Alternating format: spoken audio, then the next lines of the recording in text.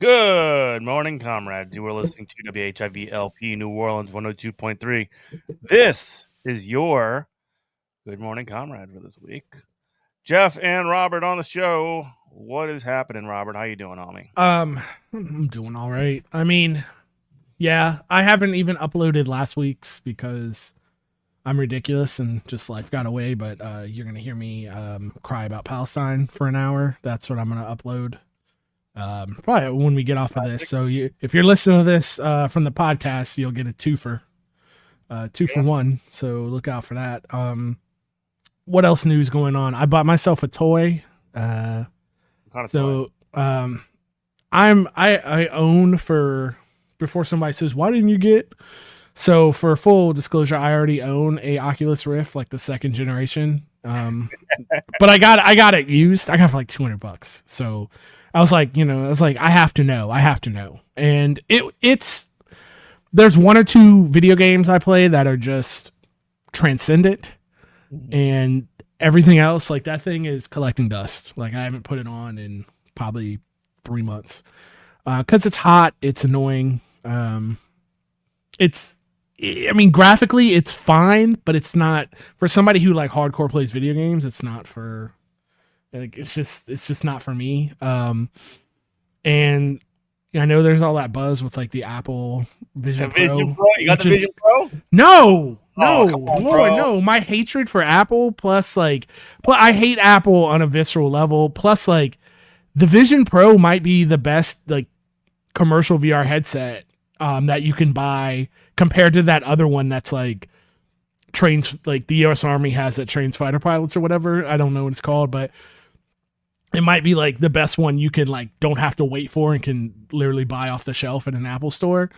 But it's Apple, so it's a walled garden, so that means it does nothing. So people who have it, like I've been like my kink this week has been watching like Apple heads. It's almost like Zionists trying to justify the invasion of Israel. I mean the invasion of Palestine, because you've got they're in a cult. But like Apple heads are also in a cult. So it's like they're trying to like say like, well, in 10 years from now, I could see how you could. I'm like, yeah, but they got your $3,000 now. They weren't like, here's a thing, and then it's going to be good in 10 years from now, or version 3, and you just pay us then. No, they got your money now. And people who've been returning it, they're just like, yeah, it's neat, but like, no, I just don't. Point is, that thing sucks. What I did get though, you don't want to be like Logan Paul and have one of those. He's got one. Of course he does. It's so lame. Like it literally does. People are like, oh, I can use it as my iMac. And I'm like, that's stupid. Like, why would you? But anyway, the point is, I'm over VR. My problem with VR is I don't understand who it's for. Because it's for rich people who aren't technologically savvy. Yeah. And I am kind of flexing with that because it's like for people who are hardcore, like I'm 40, I'm going to play video games till I die. I'm 42. Like video gaming is my number one hobby. It's not cool enough for me. And for people who like don't play video games, it's way too much and unnecessary. So it's like, it's for the Apple audience. It's like VR currently. I mean, it could completely, it will change, but VR currently is the Big Bang Theory of tech devices. It's a smart device for dumb people. But what I got, I'm into XR, which is extended reality. Not even AR. So I have a pair of XR glasses. I bought them for $400. And what they do one thing and one thing only, and they do it well. It puts a 120-inch computer monitor screen in front of your eyes, no matter where you're at. So if I am on my phone, so imagine like watching. So the applications for this would be like, oh, like I'm going on a trip. So I'm going on a cross country trip. I'm crossing the Atlantic. I want to watch a movie on my phone. Well, instead of watching it on my phone, I can just watch it on a movie screen with these glasses on, and it doesn't. And the glasses aren't any thicker than my Ray-Bans. Like they look like my Ray-Bans, like my prescription lenses I'm wearing right now. They're not any thicker than. They're like a little bit thicker than that. They look a little weird because the nose piece sits up a little bit, so they look a little weird. But it's not like VR headset weird. The audio's decent. It'll hook into anything with a USB C that can transfer USB C to video. And if you don't have that, you can go HDMI to USB C. Like I'm actually using this thing like pretty much every day. Um, I like it. I think it's great, and it doesn't screw up your vision. I can see peripherally like what's going on around me. So that's my toy. It rocks. I had dreams of being in bed and playing my new video game that just came out today, Last Epoch, which is like the Diablo 4 killer. It's been in early access forever. But of course, because everybody is like crashing the servers, I got on for a little bit. I got off to log on with you, and I was gonna like log back in. Nope, can't do that. Because it's launch day. It's busted. That's what like the video game reality is now. It's either going to be that or like everything is going to just be mobile games. Like Pretty that's much. genuinely like It's so everything. bad. Like part of the reason. Well, I mean, like the like I guess the Steam Deck side of it is not so bad because it's like good technology and like decent machines that are like running compute like console or PC quality video game type Yeah. things. But like at the same time, like that's just going to become the focus. And then also like obviously like every single game, if it I mean, it is going to be more and more rare over time for like games to not become like glorified storefronts. Like Mm-hmm. even paid games, like one of the so I Oh, play a lot. absolutely. I play a lot of Street Fighter 6, and there was a whole thing when it came to like one of the skins that released recently, Costume 3. Did you see any of this stuff? Like with Costume No. 3? So like they're running those costumes for like $5 a piece, like for a Street Fighter costume. Uh huh. And like with the in-game currency, you can only buy like it's like $5.50 or something, or like some like it's like 600 like in-game currency points, and you can only buy Yeah. the in-game currency in quantities of like 1,000. Oh, that's not new, my friend. That doesn't even raise an eyebrow. But like the thing is that like when it's $60 like upfront games that are doing that as their DLC, it's like wow, you've basically devolved yourself into like Yeah. you're in Fortnite territory. Like I you mean, really to be honest, like yeah, a game like that, I don't have a problem with downloadable content because that game's going to be supported for at least a decade. It's going to have multiple balance patches.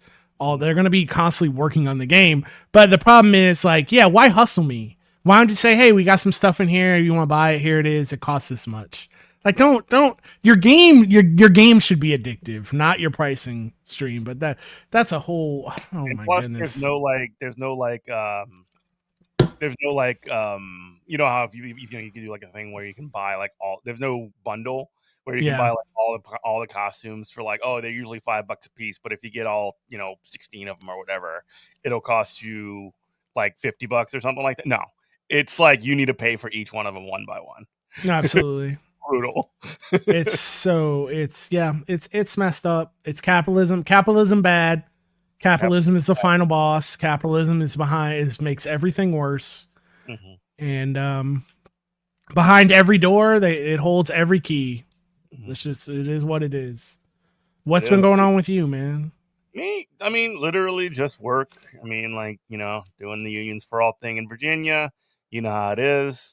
We're in the middle of our legislative session, which in Virginia is absolutely crazy. I know y'all are in like the middle of your like second or third one in Louisiana already, which we can talk about in a little bit too, because there's definitely a lot of like wild stuff. Like, so basically, Louisiana, for people who aren't paying attention or might not live there, um, basically, because you can listen anywhere in the world on whiv.com.org/listen, or listen on goodmorningcomrade.com, where you can get all the information about our show. But like Smooth. basically the like Louisiana legislature, led by the insane governor Jeff Landry, is like rolling people into like basically like you see people like what's his name? One of these Yeah, like what's his name? what there was a great it was a great post that I saw the other day. one of the like legislators who basically is like, "Oh, I never ever ever go to New Orleans because there's so much crime, and also we need to make sure that we like crack down on New Orleans and make sure that it's just like the most police state that has ever been police stated." Like that's what the like initial agenda after like trying to like game the the congressional districts as much as possible has been for the new Louisiana governor Jeff Landry. Well, And I've always thought this, that like the battle of New Orleans never ended. Like, yeah, the New Orleans is the crown jewel, and like it's like the Chud crown jewel. Like, they want the city of New Orleans to be a Republican / conservative like stronghold so bad, and it's just so inconvenient that so many black and brown people live here, because like you think of it would be and I don't mean redneck as a pejorative, it just is what it is. Like, New Orleans would be the crown jewel in the redneck Riviera if it were a right wing city. But because it's not. yeah, but the thing is that the Democratic Party here does itself no favors though, because they have they're allergic to winning. Yeah. Oh, well, we can get into that too. But like, here's the thing: Representative Larry Bagley, quote, "I've never heard more of a politician like that's the name of a politician who's grown in a pod." Yeah, Larry Bagley, Larry Bagman. Sam Carlin tweeted out, "I'm afraid to go there," said Louisiana Stay afraid. Republican State Representative Larry Bagley says of New Orleans, Louisiana's largest city. Lawmakers are debating crime measures in a special session right now. So basically, like, the people who are going to, like, at the state level, not even, they're having an entire special session in the Louisiana legislature on crime in Louisiana. And they're not even talking about crime in Louisiana. They're basically like rolling out laws right now, like pre-filed laws that are like, how do we make sure that here's one. James Finn posted on Twitter yesterday. Louisiana's House's Administration of Criminal Justice Committee just advanced a bill backed by Jeff Landry to legalize nitrogen gas and electrocution as execution methods without objection. 4 Democrats voted president. 4 were president. None of them voted against it. So like, no, they didn't vote against it. Yeah. I know. Yeah, it's so gross, dude. Yeah, so basically we're just like, this is how we can like kill people, which has no effect on crime at all. That's just like determining how cruel we can be to people who we have deemed like people that the state can murder. Mm-hmm. Essentially, it has no effect on crime at all. Here's another one. Odd behavior by Democrats on the House Criminal Justice Committees is Finnegan. Not odd at all. Alonzo Knox and several other criticized Jeff Landry's bill to make youth court records public, but voted for it. Representative Joy Walters was the only Democrat to vote against it. So basically, like, making records, like criminal justice, like criminal records of children, like court records of children, can be available now, or it's not. It's got to be passed on the like. The whole through the whole legislature, but like Democrats are basically not even providing even like the most token like resistance to these. They can't even like decide to be like they're not even doing the like we are the resistance thing.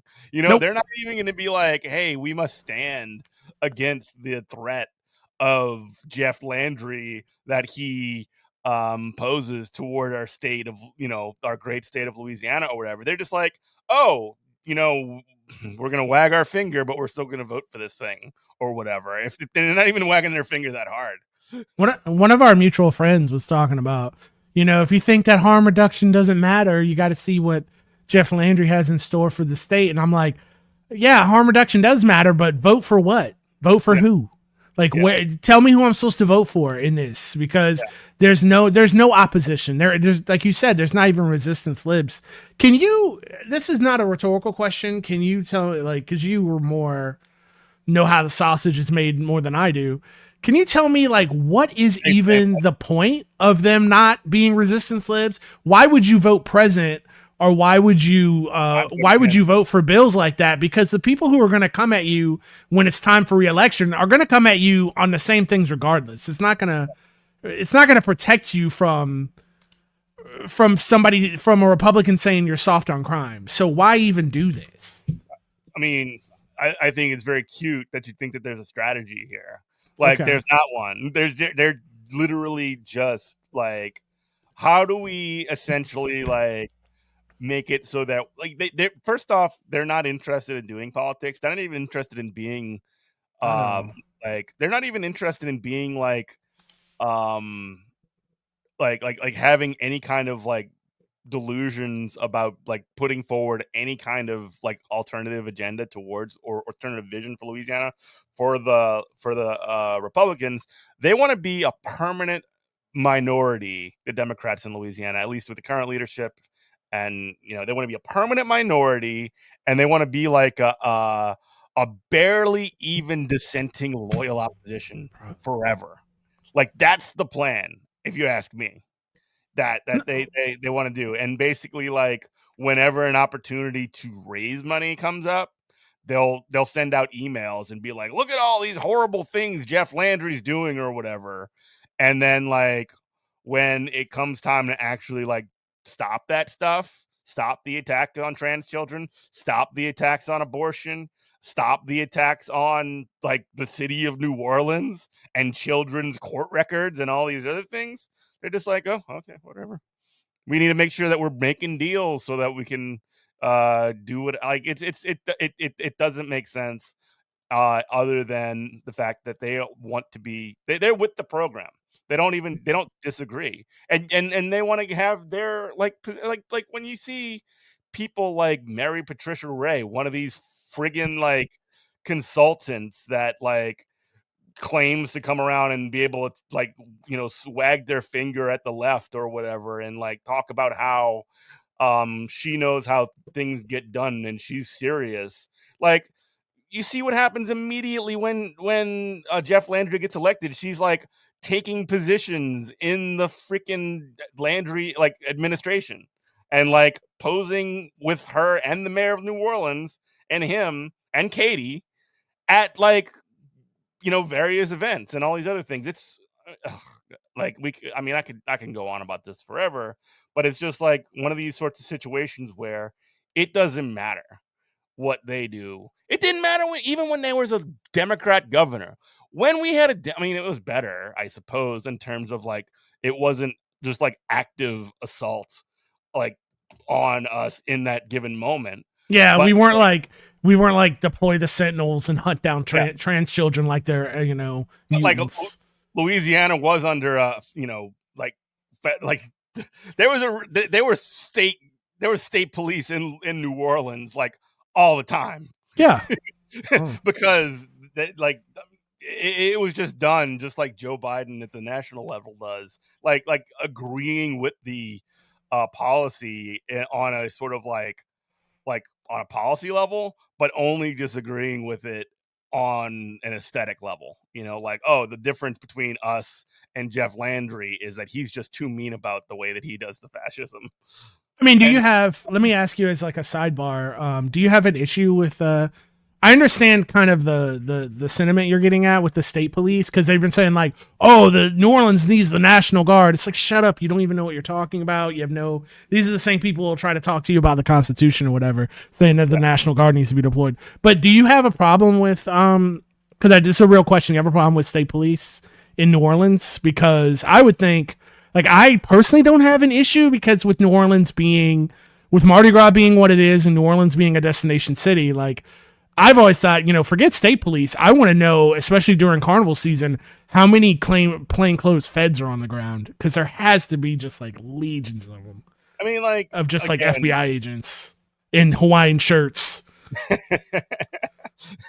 I don't know, man. I think it's generally not the best thing because it's outside group coming in and saying like this is how you're going to do things in your place, and there is a certain like higher degree of like of worse treatment essentially Mm-hmm. that takes place in higher degrees of racism and like arbitrary sort of like implementation less knowledge of local like laws and rules. So like it's basically it is not good. I don't think it's great. I don't think NOPD is great, but at least they live here or they're Right. supposed to. Like, that's sort of the deal, I guess, with me. And I don't know. That's a good question, though. I mean, like in terms Yeah, of no, I get what you're saying, and I don't know the particulars. As long as like they're coming in here to assist NOPD, and it's not like NOP, because okay, take it from somebody. I've been to like the war room. That's on top of city. It's like the top floor of City Hall. That is Homeland Security. Like you go in there, it's like security checkpoints, and like it's Homeland's office up there. So it's like that's where they have like the pre Mardi Gras safety meeting. So as long as like they're here to assist, our the NOPD, like I don't have a problem, but like they can't be like one of those 80s movies where they just come in and like call the shots or whatever. yeah, I don't assume that they're. I assume that it is automatically the latter. I guess is my point. But it could be. I don't know. But that's just assumption on my part. But I don't know. Just to kind of like move it forward. No, I hear you. Like again, I was making a point about John Bell specifically. Like, we still got one of the most like restrictive abortion bans in the country under a Democrat. That was triggered by the overturning of Roe. This was done before the decision to overturn Roe was handed down. This was already in place and signed by the Democrat governor. Like that is just like one of these sorts. And like, if you even ask, people in the Democratic Party in Louisiana now, people that I know, they'll be like, we can't do anything about abortion because this is Louisiana. And It's just like, well, not with that attitude, you can never fix it if you're going to be like already given up. Like, are you kidding me? How are you supposed to? No, that's crazy. That's state politics is so crazy here because honestly, it's the same. The Ohio Democratic Party is the same way, which that even makes less sense because every 4 years, like Ohio is the crossroads. It's the Constantinople of like federal elections. So it's like, why are we like, why isn't the Ohio Democratic Party a juggernaut? But that's a whole nother thing.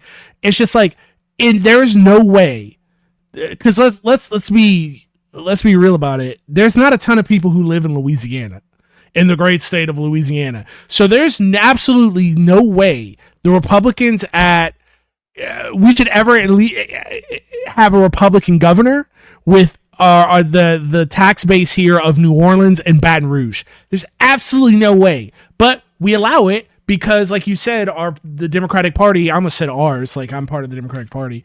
The Democratic Party has no desire to even be a resistance party. It's disgusting. It's a waste of time and resources, and yeah, I really do hate them. They've given up before even trying. Absolutely. And obviously, and we've talked about it on the show. Like, there are folks, and I wish them well, that are attempting. Well, you don't even know what I'm talking about. If it's about the Democratic Party. Well, there are people that are like people that are friends of ours. People like Jack. People that have had guests on the show who were like going in and essentially like running for positions in the state Democratic Party and the attempt to like turn the whole thing over. Good luck if that makes things better. God bless. You know what I mean? That's sort of like my position on that. I can see why people would be against it. I don't see no harm in at least trying to make it better. I mean, like, whatever, man, go for it. No, I agree, but you and I both know, any kind of fresh blood or any kind of new ideas that you want to inject into the Louisiana Democratic Party are met with contempt at best. Well, I think I think the idea of the project that I just described is to expect that and be prepared to just like, instead of try and get along with these people, with these losers, with these Katie people, like to just decide that no, we've already decided that you ain't it, and we're gonna do something else. Agreed. I'm just jaded and mean, and I don't want to stop the kids from trying to make a difference. But yeah, agreed. Fire all torpedoes at once. Everybody try everything. Something's bound to break through. it's a throw the bums out thing, but you know Yeah, what? Like, I just don't have the heart for it anymore. But I'm glad that other people do. yeah, I mean, like once you see it fall, I mean, this is not the first time anything like this has been tried. Um, it is what it is, man. If it works, God bless. Uh, Mm-hmm. but like, regardless, you know, if nothing else, and this is sort of how I look at these kinds of things, the more people see, not just like everybody knows that stuff is messed up, and like but like understanding how it's messed up and having more people like that have an analysis that already that it is messed up, understanding how it's messed up and having more, because you can't explain, and like we can do this on the radio all we want. We can't explain necessarily just how messed up like the things in the Louisiana Democratic Party are and have somebody understand it without them at least seeing a little bit of it. Does that make sense? Yeah, it does. It does. In order to sort of like actually like soak it in of like the work of what needs to be done, you got to see some of this stuff is what I'm trying to say. And like see where it tells you who the villains are more than anything. Plus, it tells you where they like exercise their power and like how they essentially keep stuff messed up in the way that it is. And like that essentially is the first step, at least if you're asking me, in overturning that whole thing. No, I mean, I agree with you. You're right. Like I said, I'm just gonna go Gonna back and be say, it's gonna be a marathon and not a sprint is all too. Like that part, and like some of us yeah. need to take a little break from that stuff as well. And until I got personally involved in it, I personally didn't know how bad it was. So, yeah, I don't mean to sound so defeatist. So reactionary, And as the like kids would say. the other thing about it too is that like it's designed to make you feel like you're alone in Mm. this like machine or whatever. And like, I mean, I've been in those calls and those meetings or whatever when the people on those committees like have they're like there's a lot of normies on like the Oh yeah. Jefferson Parish Executive Committee and under the Democratic Committee or whatever, and they're the ones that like actually keep the lights on and actually like do the meetings like all the time. Not New Orleans. New Orleans is a lot more like a lot more organized, and like there's a lot more of like the sort of like machine is based out of Louisiana, out of New Orleans, right? The statewide machine is built out of there, and like Baton Rouge are like the two like centers, and there's also like heavy density in like Northwest Louisiana, Shreveport and stuff, right? Mm-hmm. Um, but like the thing is that like the normies that are in like Jefferson Parish, or the normies that are like that like keep the committees running, they, when some consultant or some rep or somebody who is a part of the machine comes to the meeting and starts telling starts telling them what's up, they just shut up and they don't say anything, Oh and yeah. they just sort of like don't want to deal with these people and like have to fight it out with them, because they're, I mean, honestly, they're such freaking jerks that you just like, you know what, go ahead. Go ahead, do your thing, because it's just too much grief, straight up. Like that's my analysis of the whole thing. Anyway, we talked way too much about the Democrats, and I was just No, we thinking could that, like, never talk about how bad they are enough. yeah, but I do want to get into, and I think this is actually like getting on to good news. Um, I don't know, man. Just this past week, I don't know if you'd seen this. There was a huge announcement from Starbucks Workers United, the union, not Starbucks the company. The Starbucks company is bad. But here's an article from Common Dreams. Here's the headline: Workers in 14 states launch the largest Starbucks union drive yet. It's important that we're recognized as people rather than profit machines, said one Louisiana barista. That's right, Louisiana. That's sort of like taking a little bit of the energy out of this about where I was going to go with it. We don't have another choice but to stand together, says this person. There's a tweet by Starbucks Workers United. Today is the biggest filing in Starbucks Workers United history, just in welcoming 21 new stores to the movement as they announced their unionizing efforts together. And there's actually a letter that they have there. February 20th, 2024. This is we, the partners of 21 stores across the country, have decided to follow in the footsteps of over 396 other stores and nearly 10,000 partners to demand better from Starbucks Coffee Company. Although we work at different stores, we are united through our shared experiences and in our demand for higher wages, fair and consistent scheduling, improved benefits, and a safe, dignified workplace. Starbucks has made a habit of prioritizing sales and profits over partner safety.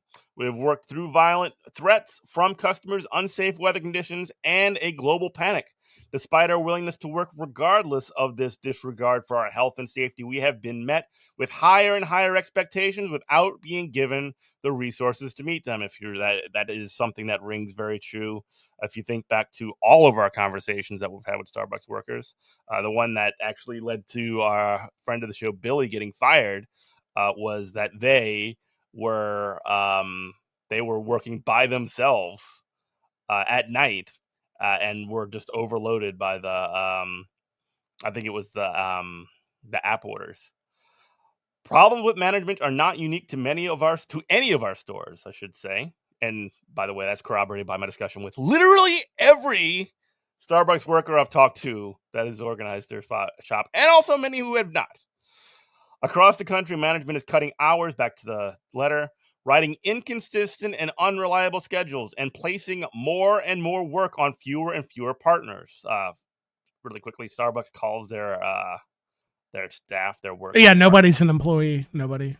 Ever. The funniest of those, I think, was I think Outback Steakhouse calls their people like Outbackers or something like that. So sick, dude. Starbucks profit-driven behavior makes doing our jobs impossible.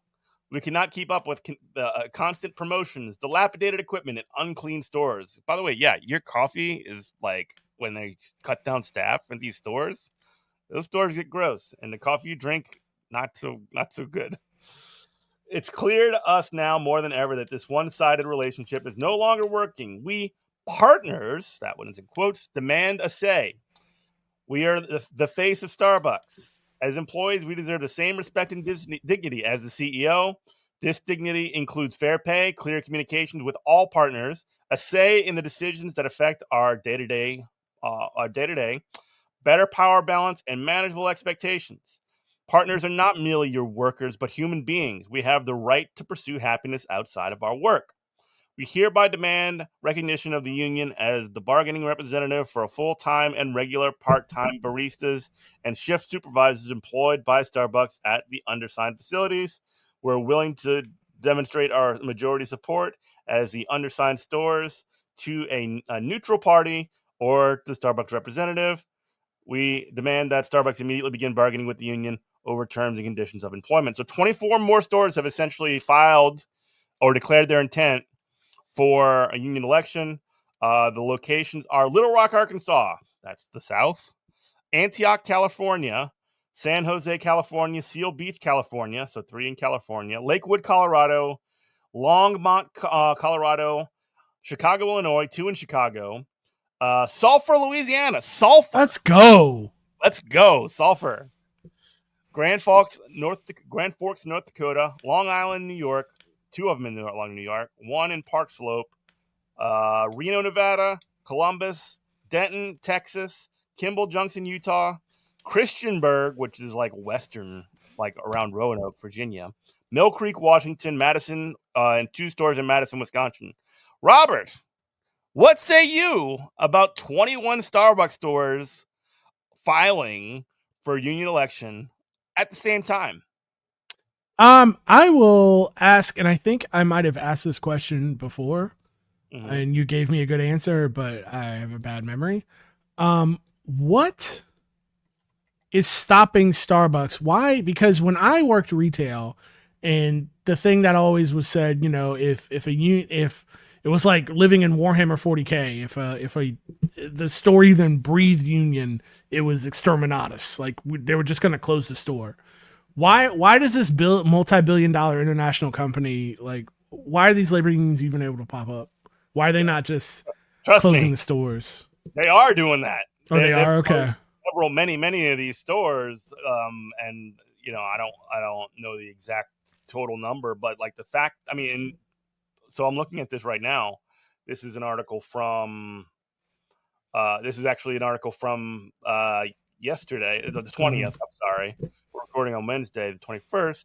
But 400 of the 9,000 corporate-owned Starbucks stores have formed unions with Workers United. So, like, I think part of the reason is you can't close 400 stores like that. And actually, the NLRB Okay. has actually forced Starbucks to reopen stores that they've closed in this union busting effort. Oh wow. Okay, I didn't Yeah, know that. yeah, it has done that. So, and it's also forced Starbucks to hire back partners and pay back wages to workers that were laid off, suspended, whatever, as a result of their organizing activity. Like literally, like if you threaten to close a store because the union pops up, that's straight up illegal. I mean, you can't do that. But like in terms of proving that that's why they're doing it, that's Mm-hmm. really difficult. But when you have a giant corporation like Starbucks, it's a lot easier to prove when you see tendencies across. If it's like a one shop that'll close down because of this, that's one thing. But if you're doing it like oh wow, all the stores that are closing just happen to be union, like you can make some calls there, and Right. and also honestly, and this is what complicates a lot of this stuff, and credit where it's due, and obviously he's supporting a genocide right now and all this stuff, but Biden's NLRB has been pretty good, like straight up, like on this Yeah, stuff. I remember that. Like we had that conversation, but his NRLB is just like they're not doing anything extraordinary. They're just doing what they're supposed to do. So it's actually like, yeah, it's good, but it's the bare minimum. I would say they're doing better than the bare minimum, just from Really. the perspective of like they've. I just saw a ruling just today that there was an attempt by like Home Depot or something like that to discipline workers that were wearing like Black Lives Matter on their either shirts or apron or something like that. All right. They're trying to be disciplined in the NLRB in a pretty unprecedented position, a decision rather, like decided that actually that's protected concerted activity by the workers, which is pretty dope. And then also we talked to our friend David about the Cemex decision that the Biden the Abruzzo led NLRB has went through, which is essentially like if if during a union election a employer decides to like do something that like essentially if they committed a ULP unfair labor practice Okay. during a union election, they have been essentially say, okay, the workers win the election. You get a bargaining Heck order, which yeah. is like super crazy, like really good. Like that's definitely better than the bare minimum. I want to get like I don't want to be like too effusive about this, but like there is definitely credit that is deserved in that situation. Well, I stand corrected then. That is better than the bare minimum. I like being wrong about stuff like this. And it doesn't Another take question. away any of Yeah. that, it doesn't take away any of the bad stuff. Like No. obviously, like Joe Uh-huh. Biden still hasn't forgiven or hasn't washed away the student loans that he promised or any of that stuff, and like there's he's still backing a genocide in Gaza and all this other stuff. Just want to be like very clear about that. Like, but like Yeah, on of this one, course. there is some credit that is deserved. Another question. Do you think there's any correlation between it seems like a lot of these places are that are organizing are in states that don't have the best like state labor practices.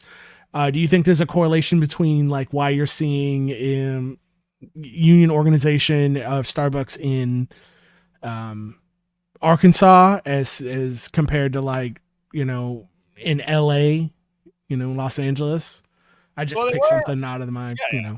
So it's I think it's a little bit of both. So like I think the one of the main drivers for the Starbucks organizing campaign is the fact that I don't know. They're at least some of the faces of the current sort of like leaders of this Starbucks movement are mostly like younger, Mm-hmm. and there is a genuine sort of like uptick in union support in the country, and that is mostly driven by young people.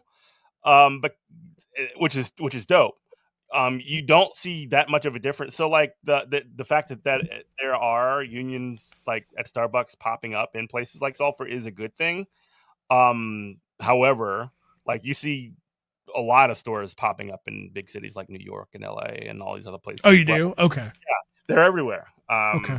So like I think that the fact that you do see ones that are popping up in places like Sulphur, Louisiana, which is like seems super random, is because I think it's actually an inroad to potentially broader organizing. It's almost like a bellwether for like, okay, union, Starbucks in Sulphur, inshallah they win, you know, they win their union, then you can essentially get some attention or some resources, which is just as important, if not more so, into organizing in places like that.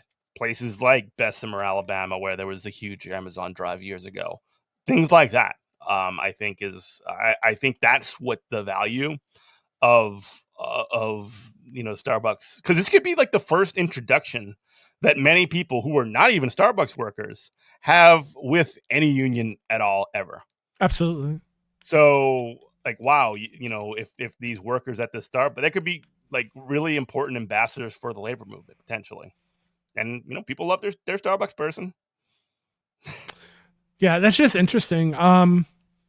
Yeah, I'm just again going back to our first thing we talked about, the Democratic Party. I'm so cynical personally. It's just like, wow, I can't believe I'm waiting for like the other shoe to drop, but hopefully it won't, and we just keep charging forward. I think that's wonderful. Like, Well, the downside of God. obviously, and part of this is because like Starbucks is doing such like they're doing hardcore union busting. They're going for Mm-hmm. it. They're like, you know what? We don't give a f. We're going for, and like also other companies right now, like Trader Joe's and Elon Musk's Tesla and SpaceX and all these other freaks, Mm-hmm. honestly, are essentially like trying to get the Supreme Court to just like overturn the NLRA, essentially to say that NLRB, the National Labor Relations Board, is unconstitutional, That's which is crazy. just like would just roll back labor rights in this country like a century. It's so wild because like I'm being serious here. Like I can understand that, like as far as like free association, like libertarian philosophy and stuff like that. I can understand that if there was like, let's say I don't want to get into UBI, but let's just say there's a utopia and we've got it all figured out and people were getting UBI and having to sell your labor wasn't like integral to your survival. I can understand a company saying, no, we're just going to pay you this. If you want to work here, you can. If you don't, like pound sand. But like, as long as labor is integral to our survival as, in our society, then it's never going to be a fair playing field. Like you can't, we're not partners. We're only partners at our jobs. They call us that until it's time to pass around the profits, and then we're not partners anymore. We're employees, and so it's like You also need to think about this too. Like, what is a union? A union is an organized association of workers, right? mm-hmm, That, in a First Amendment sense, not to get too much lawyerly about it, but that means you have the right to freely associate with other people, right? right, And so when those people negotiate instead of as individuals, but as a group to get a contract that they collectively sign from their boss, basically a collective contract between the workers and the boss, like, I don't know. That's like, what law can you roll out that would like that would make that illegal. You know what I mean? Like what Yeah. without violating a lot of these like But these they like would argue relationships. it's the same thing as like a right to work law, to where it's like you have the, like, I have the right to hire who I want. It's like free association. And then like if you don't like my terms, you can work here or not work here. But the relationship, what I'm arguing is the relationship is never been that, to where labor has to be controlled by the government. If we are going to do this, we're going to sell our labor thing. It has to be controlled by our government in the same way like other commodities are controlled, like water and electricity, to somewhat, because people need that stuff just to live and survive. If I, again, just to say, do you understand what I'm saying? Like, I'm not doing like a Vosh thing, like trying to defend the indefensible. No. But it is a thought experiment, to where like, yeah, if everybody was just like, you know what, I feel like having a job.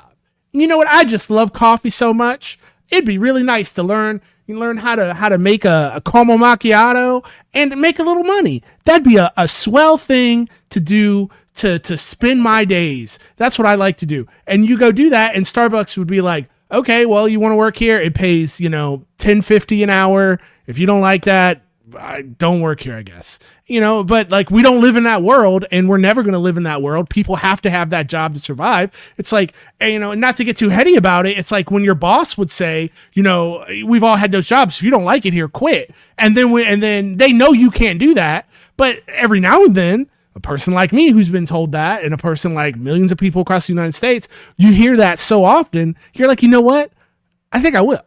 And when you do that, when you exercise your right to work, then all of a sudden it's surprise Pikachu face, and the boss is like, wait a minute, let's talk. Like, you told me that I don't have to be here if I don't want to be, so I won't be here.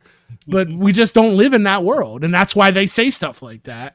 Yeah. They don't have any principles, because those kinds of people actually, I mean, their only principle is their money. And like, I'm not even trying to be like high horse about principles or whatever, because actually they're only as good as like what they can get you in a certain sense. But like, they'll talk about like, oh, markets are the only way that we can describe, or that's the only like virtuous way that like the world, that resources are allocated, right?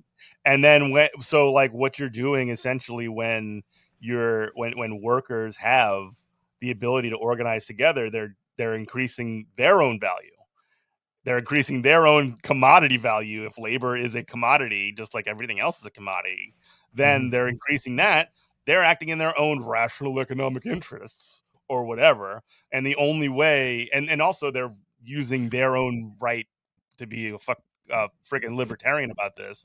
Like, they're using their own right to free speech or free association or whatever. And if I, as a good libertarian, stomp on your right to freely associate, then essentially you're just doing cancel culture.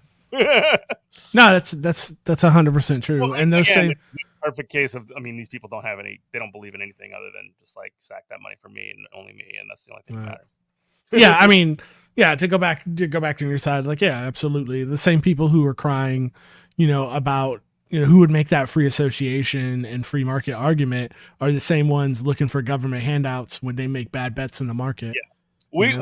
We even win in the debate pervert sphere. We even own them and destroy our interlocutors in the marketplace of ideas. We even win that stupid thing. But like, you can make nerdball arguments about this stuff all day, but like, end of the day, I mean, what works.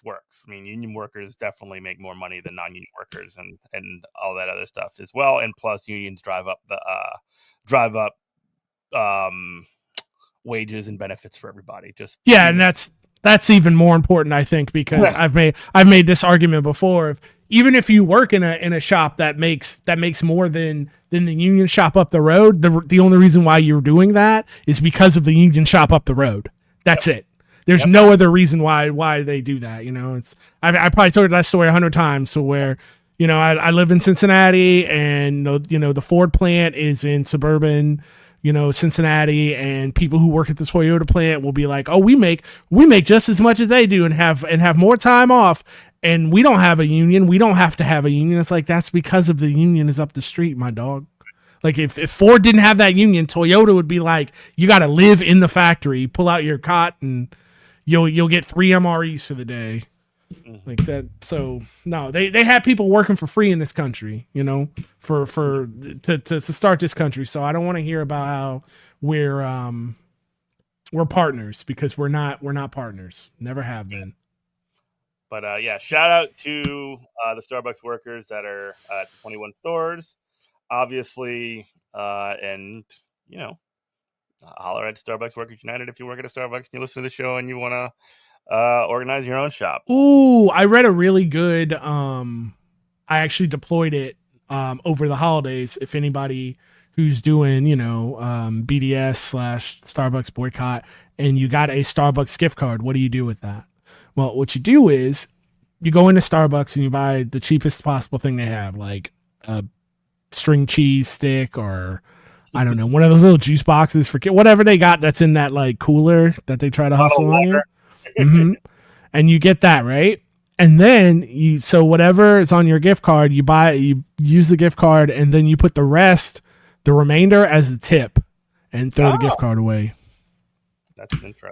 I was like, oh, that's so smart. Because I got like a $20 one, and I'm like, what am I gonna do with this? And I did exactly that. Cool. It was awesome.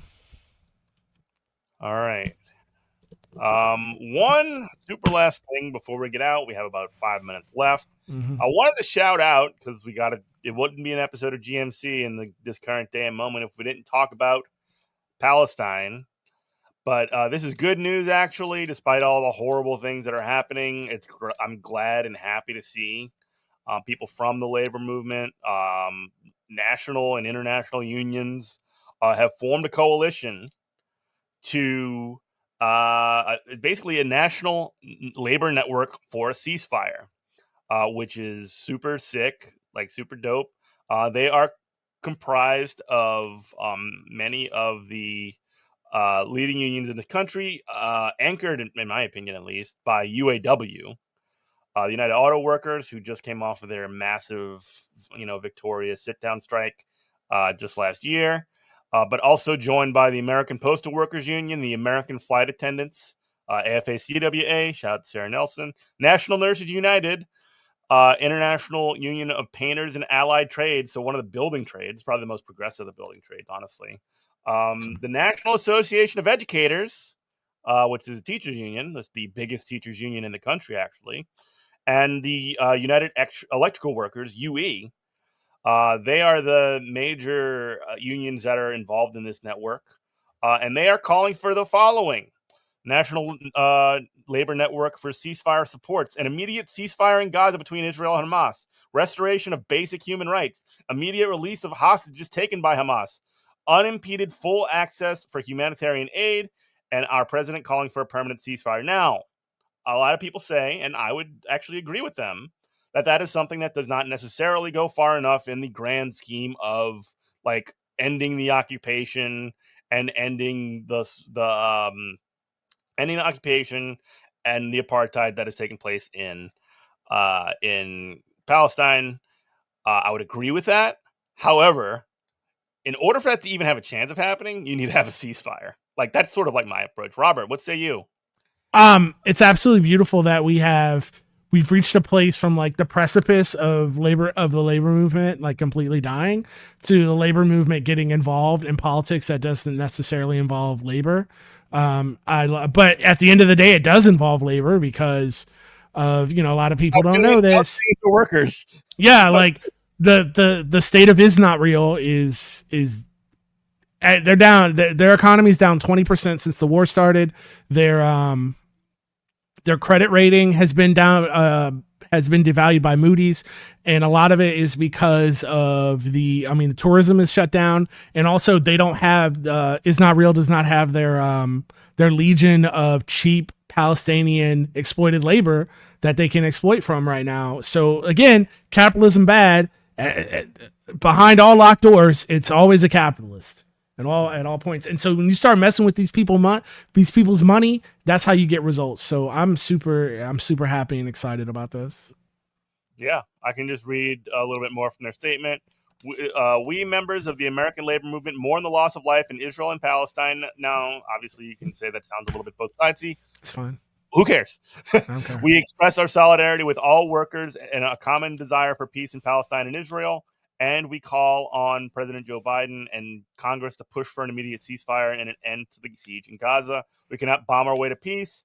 We also condemn any hate crimes against Muslims, Jews, or anyone else. In issuing this call, U.S. unions are joining the efforts of 13 Congress members and others who are calling for an immediate ceasefire. The basic human rights of people must be restored. Water, fuel, food, and other humanitarian aid must be allowed into Gaza. Power must be restored, and foreign nationals and Palestinians requiring medical care must be allowed out of Gaza. There's the Israeli hostages line. Obviously, we all know that Israel has many, many more hostages than Hamas has taken. But anyway, just to read through it, both Hamas and Israel must show standards of international law and Geneva Convention rules of warfare concerning the welfare and security of all civilians. Obviously, that's probably the most controversial of the statements. Which, by the way, again,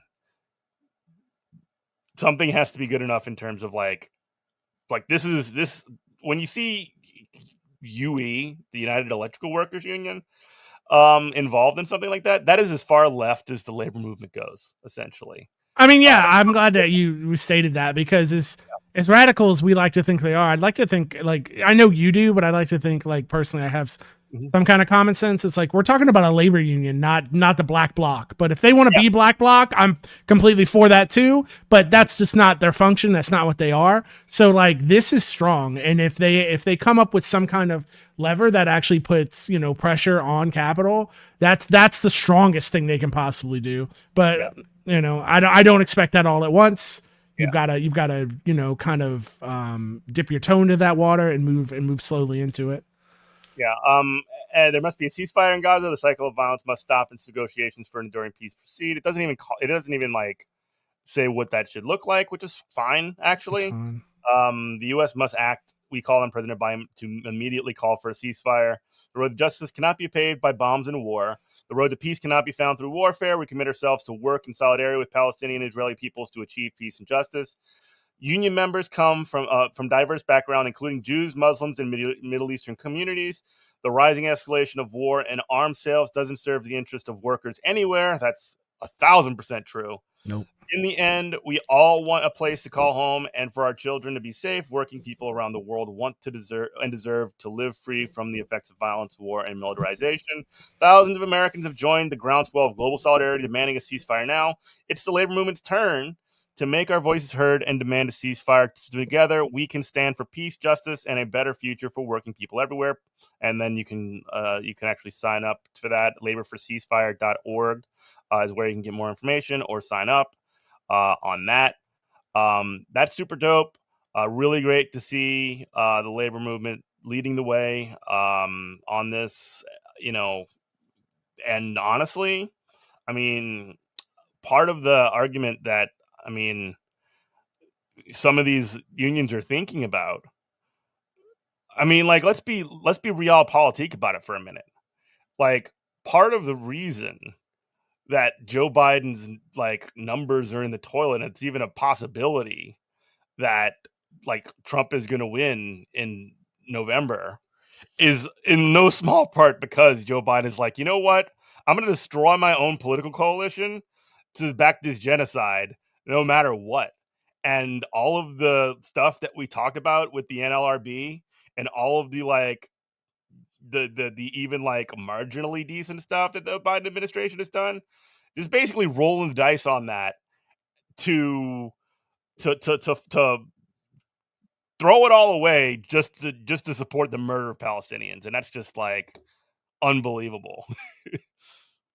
Yeah, it's wild, and that's kind of what I want to end on. I made a Warhammer 40K reference, but I have really gotten into, I won't say the hobby, but at least the lore again. Cause it was big when I was in the Marine Corps, but it's we are faced with a choice of just we have the Emperor of, the Emperor of Man, the Imperium of Man, and he sits on his golden throne, as a husk that can't make any decisions. And he's just kept alive by the blood of his imperial subjects versus the orc boys who all they want to do is just pillage and they're kind of funny, but all they want to do is just pillage and be trolls. So it's like, yeah, there's Team Nobody, much like the Warhammer universe. In the grimdark present, there's only stupid. Yeah. Well, thanks everybody for listening. Goodmorningcomrade.com for more information. You are listening to WHIV LP New Orleans. We love you. Bye-bye.